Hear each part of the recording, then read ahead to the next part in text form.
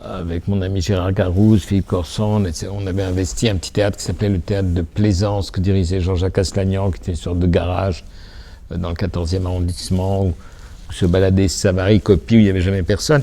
Et petit à petit, on remuait des choses, on faisait des machins comme ça. Et petit à petit, il fallait organiser tout ça. Il fallait avoir la sensation que... Voilà, donc moi, je m'occupais d'organiser ça comme... Par exemple, les régisseurs des troupes du 19e siècle disaient « mettez-vous à droite, mettez-vous à gauche parce qu'on ne vous voit pas ». Donc je ne suis pas arrivé à la mise en scène en me disant « je vais faire de la mise en scène ». Et puis petit à petit, on se rend bien compte que la manière dont les gens bougent, la manière dont ils parlent, la façon dont ils s'adressent à un autre acteur modifie le sens. Donc vous l'organisez sincèrement pour que ça vous parle. Et à partir du moment où ça vous parle, eh ben, comme le disait Montaigne, si quelque chose me fait rire, je pense que ça fera rire d'autres gens. Mais c'est ça. Et là, ça devient de la mise en scène.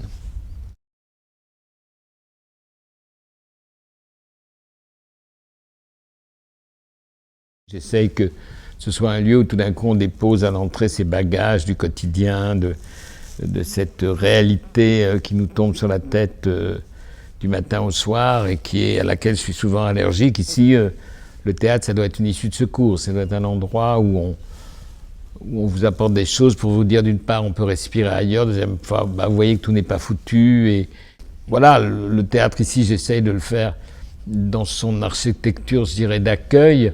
J'essaye qu'en effet qu'il y ait une librairie, qu'il y ait un restaurant, qu'il y ait même parfois une voyante sous l'escalier, je suis un des rares, je crois, avoir fait ça. J'ai même programmé les toilettes dames en mettant une cantatrice dans les toilettes dames pour que, quand elles sortent d'avoir, je ne sais pas quoi, uriné avec délice, elles continuent à être enchantées par la voix de... Voilà. Ça, c'est des petites choses. Après, c'est les spectacles qui se chargent de les, comme vous dites, plonger ailleurs.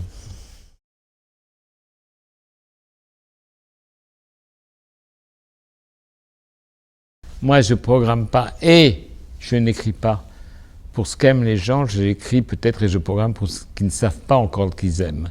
C'est-à-dire qu'il y a un effet de surprise. On doit leur donner quelque chose auquel ils ne s'attendent pas et qui leur plaît, évidemment. Par contre, c'est vrai que je suis préoccupé par la notion de plaisir et de désir qui est souvent éjectée des théâtres comme quelque chose qui est une insulte à l'art ou à la poésie. Voilà. Ça, je pense que c'est faux et je pense que le désir, le plaisir est quelque chose, est un pont, est une passerelle de partage qui permet d'amener les gens vers les créations les plus sublimes et vers un art qui, sans ça, leur paraît très très éloigné. On ne compte pas les réactions, on ne regarde pas en disant... On sent immédiatement si on est en rapport avec des gens, on sent quand on est sur scène et quand on est dans la salle, si le spectacle, qu'il soit dans une salle allumée ou dans une salle noire, rencontre la parole du poète et rencontre la parole de l'auteur. On le sent. Les gens sont traversés, émus, ils rient ou rien. Mais quand il n'y a rien, j'assure que quand une salle ne marche pas, même dans le noir le plus profond, on le sait en exactement un quart d'heure.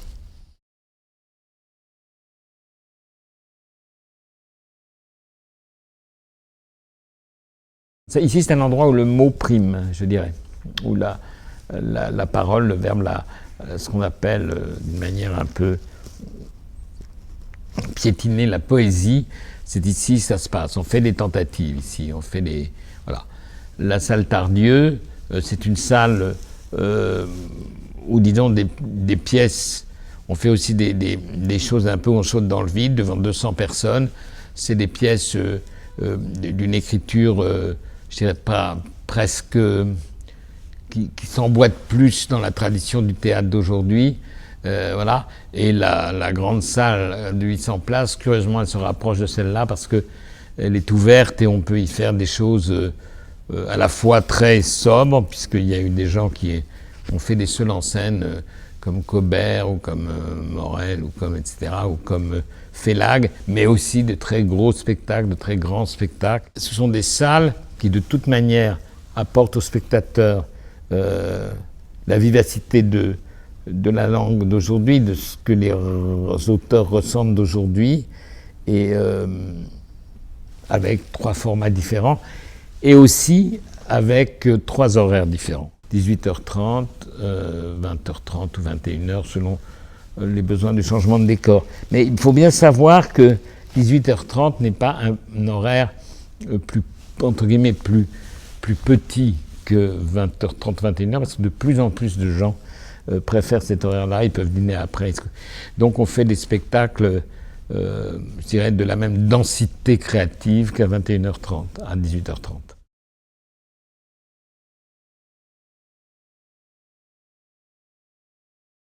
Cette manière de se jeter toujours sur le patrimoine, c'est bien, mais si on crée pas d'auteurs d'aujourd'hui, si on les incite pas à écrire, quel sera le patrimoine du XXIe siècle? Il n'y en aura pas. On ne dira pas, au XXe siècle, on montait Shakespeare comme ça. Shakespeare, c'est un élisabétain, c'est le XVIe siècle. Bon, c'est surtout pour dire aujourd'hui à travers à la fois un espace et une langue qui reste très vivant. Parce que vous remarquerez que Internet ne tue pas le théâtre. YouTube ne tue pas le théâtre. Ça tue la télévision peut-être, ça prend sur le cinéma peut-être, mais le théâtre non. Et plus il y aura de YouTube, plus il y aura d'images virtuelles, plus il y aura tout ça, plus les gens auraient envie d'être ensemble et de ressentir des choses avec des vivants en face d'eux et à côté d'eux. Il y a quelque chose là qui non seulement ne se perd pas, mais j'ai l'impression se renforce.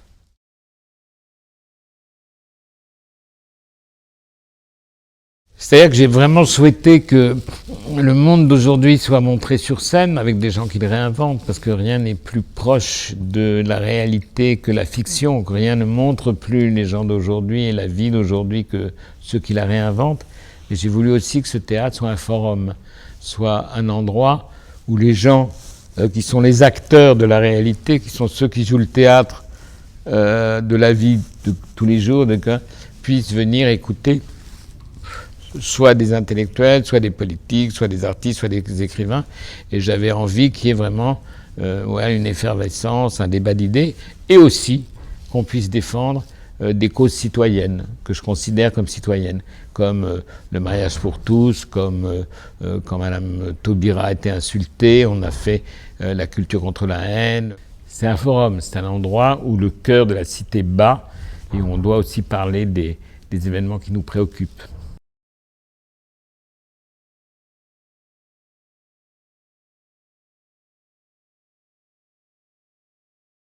Il me semble important, dans la mise en scène, que le metteur en scène soit un passeur et ne soit pas un autre auteur, ne se mette pas devant le texte. Combien de fois on a entendu, ce que vous avez vu, l'école des femmes de Planchon, la dispute de Chéreau, il n'y avait plus Molière, il n'y avait plus Marivaux, voilà. Et c'était le metteur en scène, c'était l'homme divin qui était le metteur en vie, en image, et le véritable créateur, c'était lui, c'est pas vrai. Eh bien, le metteur en scène, c'est celui qui a conscience de ça, qui a conscience qu'il faut faire une distribution qui permette à l'auteur d'être à l'endroit où il doit être et de l'épanouir au maximum par des acteurs qui le portent. Et aussi, il faut que sa représentation de l'auteur ne passe pas devant l'œuvre, ce qui est arrivé des dizaines de fois. Voilà. Et les acteurs sont essentiels parce que Molière mal joué n'est pas un très bon auteur. C'est vrai qu'au fur et à mesure d'avoir monté tant de pièces, d'avoir fait tant de films, etc., quand on n'est plus tout à fait innocent quand on s'assoit devant une pièce de théâtre et quand tout d'un coup on n'est pas capté ou que ça commence pas tout à fait, on commence à regarder pourquoi, on regarde les acteurs, on n'est plus exactement directement dans l'intérêt que propose la pièce, mais quand c'est bien, je suis comme un enfant de 5 ans, je me considère pas comme un sachant du théâtre qui regarde une pièce en disant oh là là, il se court, c'est pas comme ça qu'il fait, ou pas du tout. Je suis très ouvert et sans aucun a priori.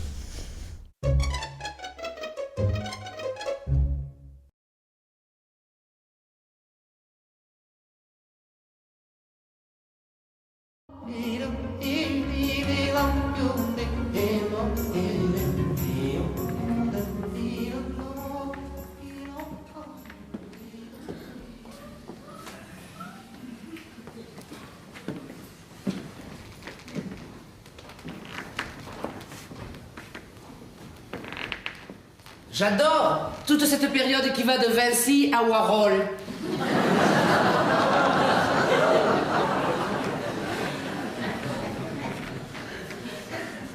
Ah, moi, j'aime que les impressionnistes aient été des incompris. Moi aussi, beaucoup. Moi, je préfère la carte postale. À l'original? À de loin. Putain. Tu savais que si tu plisses les yeux devant un Goya, ça fait comme un Renoir? Ouais, ça, je savais. Moi, je suis pour qu'on leur rende tout aux Égyptiens, tout. Même la Vénus de Milo? Tout, je te dis. Par contre, moi, je suis pour que les enfants regardent les sexes au musée plutôt qu'à la télévision. Surtout les sexes classiques. Je ne sais pas si c'est Rembrandt, je ne sais pas si c'est Van Gogh, mais je n'ai plus mal aux pieds. Alors plus du tout.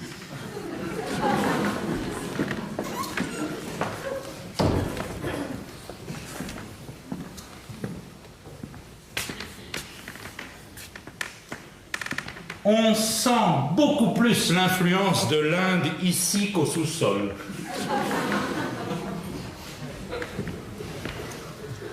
C'est une carpe? Oui. C'est une carpe avec des oignons et un paysage de moulin. C'est flamand. Début 17e. On ne peint plus de carpe aujourd'hui, j'ai l'impression. Pour ainsi dire plus, c'est vrai. En Flandre ou partout? Partout. C'est un phénomène international. Oh, dommage. D'une façon générale, le poisson ne convient plus à l'art. Ni à la littérature, d'ailleurs. Ah bon? Ah non. De nos jours, il est très difficile de trouver un roman avec une carpe. Enfin, je veux dire un vrai roman. Même un roman d'aventure? Terminé tout ça, mon pauvre vieux, c'est fini. Et les philosophes, idem. Surtout les nouveaux. Pas un mot sur tout ce qui est peu ou prou vertébré aquatique. Rien. La branchie, les cailles, la nageoire, totalement occultée. Ça ne m'étonne qu'à moitié. Quand même, c'est énorme. Comme si ça n'avait jamais existé. Il faut dire que c'est surtout l'esprit qui les intéresse, les philosophes, non? Oui, c'est ça, les idées, la pensée, la spiritualité, etc., etc. La fuite en avant, quoi. C'est un petit peu le problème. De toute façon, moi je trouve que les gens ont trop d'esprit aujourd'hui. La tête, il n'y a plus que l'intelligence qui compte maintenant. La cervelle à fond, le jour, la nuit, et ça pense, ça file droit devant, mais pour aller où? C'est un petit peu le problème. Résultat, on ne peint plus de carpe. Juste, très juste.